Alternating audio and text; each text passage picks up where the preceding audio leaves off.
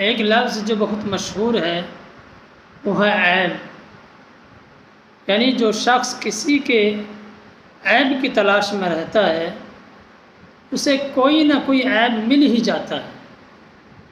کوئی انسان کتنا بھی اچھا ہو، نیک سیرت ہو اور اچھے کام کرنے والا ہے، لیکن اگر کوئی عیب نکالنے والا ہے تو کوئی نہ کوئی عیب اس کو مل ہی جائے گا۔ اب مل کیوں جائے گا؟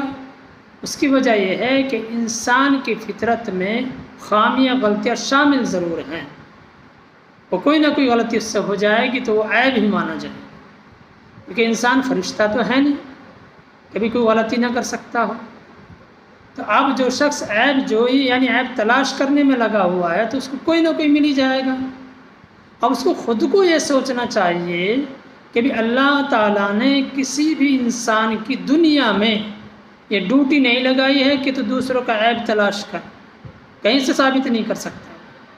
البتہ یہ ضرور ہے کہ فرشتے ہر انسان کے ساتھ میں دو متعین کیے ہیں جو کرامن کاتبین کے نام سے مشہور ہیں، کہ ایک نیکی کو لکھتا ہے، ایک برائی کو لکھتا ہے۔ تو ڈیوٹی برائی کی لکھنے کی فرشتے کی ہے، انسان کو اللہ تعالیٰ نے کہا نہیں۔ تو اب بھائی تو کیوں پیچھے پڑ رہا ہے عیبوں کے؟ تجھے کیا ضرورت ہے؟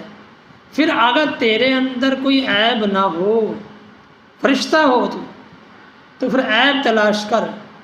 اور ایسا ہے نہیں کہ انسان کوئی فرشتہ ہو کہ وہ کوئی عیب نہ کرتا ہو، تو اس لیے ضروری ہے کہ دوسروں کے عیبوں کو تلاش نہ کر، اپنے عیبوں کو اپنے سے باہر نکال۔